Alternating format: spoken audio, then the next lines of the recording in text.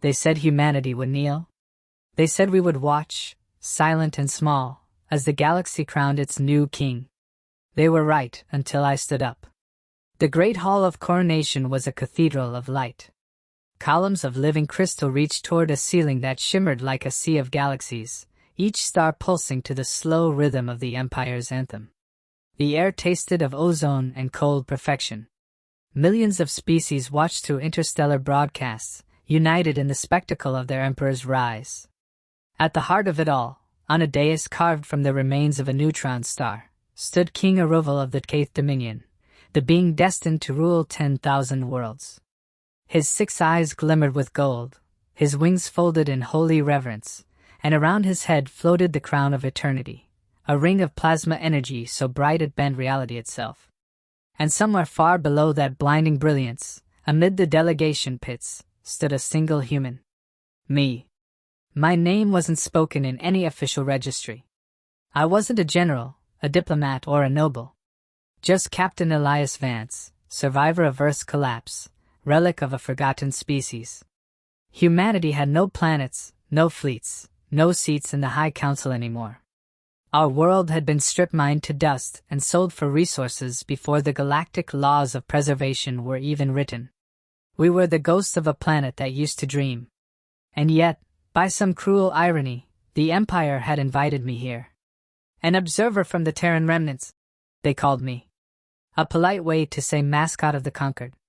I stood in my formal uniform, black fabric frayed at the edges, metals tarnished but real, and listened to the ceremonial drones chant in 1,000 tongues. The translator implant in my skull worked overtime to interpret the alien hymns. Long live the Emperor of Infinity! The crown shall know no equal. The flesh shall bow to the infinite law. I'd heard words like that before. From conquerors. From slavers. From those who thought power was the same as worth.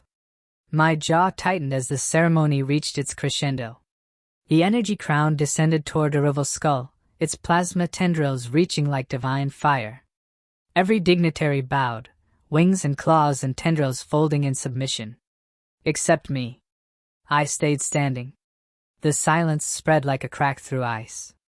The nearest delegation, sleek insectoids from Verkath, turned their compound eyes toward me in horror. The high priest halted their chant mid-verse. Even the crown itself seemed to falter, its orbit around Overthrew flickering as if confused by the disobedience. One human. One relic of a dead world. Standing while 10,000 species knelt. Overthew's gaze found me. Those 6 eyes narrowed with both amusement and pity. You do not kneel? His voice was a resonance felt more than heard, vibrating through my bones. I met his gaze. Where I come from, Majesty, respect is earned, not demanded. Gasps rippled across the hall like a shockwave. In every corner of the galaxy, on every broadcast screen, humanity had just spoken again, for the first time in centuries.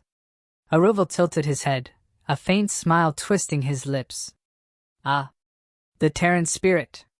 So fragile, yet still so loud. Do you think your defiance means anything in the court of infinity? I think, I said quietly, that every empire falls the moment it forgets what defiance looks like.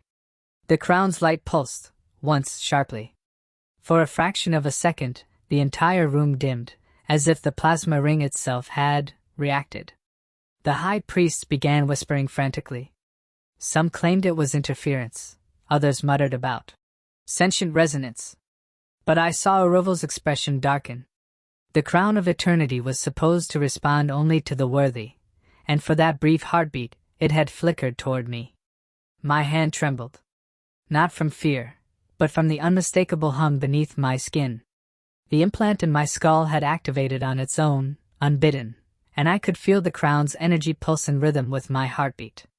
Impossible, one of the priests hissed. The crown cannot. Overthew's voice cut through him. Enough. He stepped down from the dais, towering above me, his wings spreading like molten metal. Human, he said slowly. You stand before infinity itself and yet you mock it. You dare the wrath of gods? I don't mock gods, I replied. I remind them they can bleed. The hall erupted into chaos, guards surging, priests chanting counter-protocols, diplomats retreating in terror. I didn't move. The crown's glow was now searing against my eyes, pulsing with each beat of my heart. My neural implant screamed in white noise, but beneath the pain I heard a voice, not mine, not human. Bearer identified. Lineage compatible. Authorization incomplete. Every monitor in the hall flickered. Every sensor spiked. The energy crown hesitated midair, rotating not above a rival, but between us. The alien king froze. And for the first time, in the sacred hall of a billion believers, the galaxy's new monarch looked afraid. The crown of eternity turned, slowly, deliberately, and faced me. And before the guards could act, it bowed. They said the crown of eternity only answered to gods. But it had just bowed to a man. The great hall was silent, so silent it felt like the universe itself was holding its breath. The crown of eternity, the living symbol of galactic power, hovered between two beings, a rival, the chosen ruler of 10,000 worlds, and me, a soldier from a planet that no longer existed. The plasma ring pulsed once, twice, then floated closer to me. "Stop it!" cried one of the high priests. His 6 arms flailed as he gestured to the guards. "Contain the resonance! The human carries contamination!" Containment drones launched from the ceiling, humming with ion energy, but their trajectory faltered midair as if space itself bent around the crown. Sparks scattered. Power conduits screamed. And all across the galaxy, every broadcast tuned to the coronation began to distort with static. Through the storm, I heard whispers from the voice inside the crown, machine yet alive. Biometric match, Terran lineage. Genetic signature detected, soul class adaptation. Protocol reactivation pending. It wasn't speaking to me. It was remembering me. The crown wasn't just a symbol. It was an artifact, ancient, older than the 8th Dominion, older than the Empire itself. Legends said it was forged by the first sentient species, meant to bind all lesser civilizations into unity. No one knew it had human code embedded deep in its origin sequence. Until now. Aruval's face twisted in rage and disbelief. His voice thundered across the hall. "Deactivate it! Do it now!" His guards aimed pulse rifles, their barrels glowing bright. I could see reflections of the crown's plasma light in their armor, shifting from gold to blue, blue to red. But before any of them could fire, the energy around me rippled outward like a shockwave of gravity. Weapons disassembled midair, their metal atoms vibrating apart into dust. I looked down at my hands. They were shaking. My neural implant was flashing error codes, but I could still feel the crown's pull, like it was tethered to something deep inside my blood. "Captain Elias Vance of Earth." The voice echoed again, clearer now, carrying across the room through every translator node. "Lineage identified, last commander of the Terran fleet. Status, extinct. Override command in progress." The word extinct hit like a knife. Maybe we were. Maybe Earth was gone. But extinction isn't the same as erasure. Something of us had survived, in memory, in defiance, in this moment. Aruval raised a clawed hand and pointed at me. "This creature cannot be recognized. Humanity has no right to the crown of eternity." The crowd began to murmur, some with disgust, others with awe. The insectoid delegations clattered their limbs nervously. The crystalline Zenians dimmed their bodies to gray in confusion. Even the machine ambassadors of the SYTH collective paused their internal chatter. "Explain it," one shouted. "The artifact cannot choose the unworthy." The high priests had no answer. I swallowed hard, forcing my voice steady. "Maybe it doesn't care about worth. Maybe it remembers who built it." That single sentence broke the galaxy's faith in half. A priest hissed. "Blasphemy!" But the crown pulsed again, and this time, it projected light. A hollow image burst from its center, ancient figures, humanoid in shape, standing before starforges and fleets that looked hauntingly familiar. Terrans. Primitive, yes, but unmistakably human. The hall gasped in horror and awe as the image played, showing humans forging the first quantum thrones, creating the eternity rings as unifying beacons for fledgling civilizations. The truth was there, written in ancient light. Humanity had been here before the Empire, before the Dominion, before all of them. The crown didn't just bow to me, it recognized its maker. Overthrew stepped back, trembling in disbelief. No. This is manipulation. A corrupted echo. His wings flared, energy surging through his veins. The throne belongs to the strong, not the forgotten. He lunged forward, seizing the crown with both hands. The plasma burned him instantly. His scream echoed like shattering glass. The hall's energy field warped and cracked, flooding the chamber with unstable light. Guards and dignitaries fled in terror. The crown hovered between us again, undecided, trembling like a living heart. And in that chaos, the voice in my skull whispered again. One test remains. What test? I muttered under my breath. Leadership is not claimed. It is proven. The floor split open. The dais beneath us descended into darkness, machinery roaring to life. Chains of light, like digital circuits, wrapped around my limbs. Overthrew roared, trapped in his own restraints. We were being drawn into the trial chamber, an ancient mechanism hidden beneath the coronation hall. The voice of the crown filled the chamber as we descended. Prove your worth to the crown of eternity. Show us what it means to lead. The walls projected illusions, fleets at war, empires burning, voices of the dead screaming through time. The test wasn't physical, it was moral. It was showing us the past and demanding judgment. I saw Earth again. Burning. I saw my crew, the Terran fleet I'd failed to save. And through the pain, the voice spoke again. Will you rule through fear as they did? Or through hope, as they could not? I clenched my fists. I'll rule like a human. Overthew's laugh was a snarl. Then you'll die like one. He ripped his restraints apart, his body glowing with unnatural power. The test had begun, and it wasn't just for me. The chamber erupted in white light as Overthrew charged, and the voice of the crown whispered inside my mind. The chamber's light burned like a newborn star. In its heart, two figures stood, one chosen by power, one chosen by defiance. Only one would leave as king. The trial chamber was older than the galaxy itself. Its walls were lined with memories, holograms of wars long past, faces of species that no longer existed, echoes of rulers whose reigns had turned to dust. The floor beneath us pulsed with the heartbeat of the crown of eternity, every vibration syncing with the rhythm of my pulse. Overthrew, the crowned sovereign of 10,000 worlds, loomed before me, his wings outstretched like molten knives. You think you can take the throne of gods, human? His voice was thunder, each word rippling through the chamber's force fields. I met his gaze. No, I said. I think I can remind it what a god used to look like. With that, the chamber changed. The ground fractured into light, transforming into an endless battlefield, not real, but real enough to bleed. The trial had begun.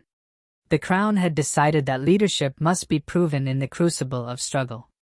The holographic plains shimmered with the ghosts of armies long dead, the Kaith legions, the insected swarms of Verkath, the crystalline armadas of Jin. And among them, spectral human soldiers materialized, the Terran Defense Corps, flickering memories from the old war. They looked at me. Not as soldiers waiting for orders, but as witnesses.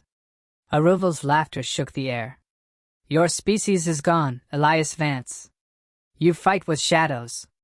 Maybe, I said. But our shadows still stand taller than your empire. He charged. I barely moved in time. His strike tore through light and sound, leaving a shockwave that nearly ripped me off my feet. My old combat training kicked in, a dance I hadn't practiced in years. Roll, recover, analyze. His power wasn't physical, it was gravitational. Every movement warped reality, bending the light around him. The crown was testing us both. His strength. My resolve. He swung again, his claws leaving arcs of plasma. I dodged, barely, and struck with the only thing I had left, a shard of my neural implant's energy, rechanneled through my arm. It wasn't a weapon meant for gods. But it carried one thing no alien weapon did: human ingenuity. The impact cracked the illusion for an instant. I saw it, the faint outline of circuitry beneath the chamber's holographic skin. A control node. A chance. Running already? Aruval sneered. Thinking, I said, circling him. You should try it sometime. He roared and dove again, faster than sound, faster than thought. I couldn't dodge this one. His strike hit my chest, sending me flying backward into a wall of energy. Pain flared through every nerve, bright and raw. The specters of my crew screamed in my head, not in fear, but in memory. Get up, Captain. We didn't die for you to stay down. I pushed to my feet. My hands bled light. You think leadership is power, I said, breathing hard. But the first lesson we learn on Earth, the one we carved into our bones, is that power means nothing without purpose. Aruval paused for just a second, and in that heartbeat I moved. I drove my hand into the fractured wall, channeling the resonance from my neural implant. The crown's energy surged through me, blinding, burning. My veins glowed white-hot, my heartbeat syncing with the pulse of the chamber. I wasn't fighting Aruval anymore. I was part of the test. The chamber reacted. The holographic battlefield shifted, and suddenly we weren't in some alien plane anymore. We were standing in orbit above Earth, the simulation of my home before it died. The blue marble hung beneath us, serene and fragile. Aruval blinked. What is this place? My world, I said quietly. Where we learned what leadership really means. The ghosts of humanity's last defense flickered across the stars, ships burning, families evacuating, soldiers holding the line. The sky was filled with our last stand. The crown wanted him to see, wanted me to remember. Leadership isn't about domination, I said. It's about carrying the weight of every soul who believed in you, and still fighting when you know you can't win. The images of dying ships merged into a single burst of light. The simulation trembled. Aruval screamed in defiance. Weakness! He charged again. I didn't retreat. When his strike came, I met it head-on. The impact shattered the illusion completely. The chamber exploded in light, revealing the core of the crown itself, a pulsating sphere of plasma and memory, spinning between us like a heart made of stars. We both reached for it. The voice of the crown thundered through the chamber, deeper than sound. One who rules by fear. One who leads by faith. Show the galaxy which will endure. Aruval's claws reached first, but the crown burned him back. His scream shook the hall. I took one step forward. Then another. My skin blistered, my lungs burned, but I kept walking. Because that's what humans do. We walk through fire when others kneel before it. When my hand touched the crown, there was no explosion, no divine music. Just a pulse, warm and alive. It wasn't granting me power. It was recognizing something older, deeper. Terran command code restored. Leadership protocol reactivated. The light enveloped me, turning my body into a conduit of energy. Across the galaxy, ancient satellites hidden in deep orbit, forgotten relics of the Terran age, lit up one by one. The entire empire saw it happen. Every world. Every throne. Every creature that had ever whispered humanity's name in pity or in scorn. The forgotten race had just lit the stars again. Aruval fell to his knees, his wings burned away to ash. What are you? I looked at him, not in victory, but in sorrow. Human. The chamber cracked open, revealing the galaxy beyond, 10,000 worlds shining like jewels. And as I floated above them, the voice of the crown whispered in my mind once more. The chamber cracked open, revealing the galaxy beyond, 10,000 worlds shining like jewels. And as I floated above them, the voice of the crown whispered in my mind once more. When the crown chose me, I thought it meant victory. I was wrong. It meant responsibility, and the galaxy had no idea what that word meant. The chamber was gone. In its place stretched the void, not black, but alive. Rivers of light coursed between stars, threads of thought and energy binding the cosmos together. I stood within the consciousness of the crown of eternity itself, suspended between infinity and memory. Around me floated the echoes of every ruler who had ever worn it, alien kings, empresses of plasma worlds, machine minds older than suns. Their shadows whispered, a chorus of doubt and fear. You are not meant to be here. You are dust, human. Mortal. Finite. I looked back into the void. I saw Earth, not as it was, but as it had been, blue and whole, its oceans glinting like hope itself. Maybe that's the point, I said quietly. Maybe infinity needs something finite to remember why it matters. The crown pulsed in response. For a heartbeat, the universe itself seemed to listen. Below, in the physical realm, chaos reigned. The Galactic Empire's fleets swarmed above the capital world, their commanders screaming for explanations. Their sensors showed something impossible. The Terran beacon network, dormant for a millennium, had reactivated. Across deep space, the forgotten satellites of old humanity began transmitting once more, not in defiance, but in unity. Signals laced with a simple phrase, translated into every language. We remember who we are. Some planets cheered. Others panicked. Entire worlds fell silent as ancient memories stirred. Tales of the first travelers, the first bridges between stars, the first humans who had taught the galaxy what courage looked like. And at the heart of it all, floating in the glow of the crown, stood me, Elias Vance, last son of Earth, first ruler of the reborn alliance. Aruval knelt on the broken floor of the trial chamber, wings scorched and eyes hollow. You can't hold the galaxy, he rasped. It will devour you. You are one. I looked at him, and something like pity flickered in my chest. That's where you're wrong, I said softly. I'm not one. I'm all of them. The crown shimmered in agreement, and the light around us shifted again. This time, it wasn't an illusion. It was memory. Images poured across the stars. Miners from Titan holding a line against alien invaders, doctors in orbital stations saving the wounded of both sides, children from shattered colonies looking up at skies that no longer frightened them. Every act of kindness, every spark of defiance, every human moment that had ever echoed across time, the crown was showing it all. The galaxy watched, and for the first time in 10,000 years, it remembered humanity not as conquerors or victims, but as teachers. I could feel the weight settling on me now, the enormity of what the crown was asking. Ruling wasn't about thrones or fleets. It was about guiding. The power in my hands could unite the stars, or crush them. And deep inside I felt fear, the same fear my ancestors had when they first looked up and realized space was endless. That's when the voice of the crown spoke again, softer this time. The throne is yours, Elias Vance. What will you make of it? I hesitated. Then I whispered, something better. And I began to speak, not to the crown, not to a rival, but to the galaxy itself. My name is Elias Vance of Earth, I said, my voice amplified through every beacon, every comms channel, every neural network. You know my kind. You remember our wars, our mistakes. But you've forgotten our reason. We never reached the stars to rule. We reached them to understand. Across the void, I could see fleets pausing.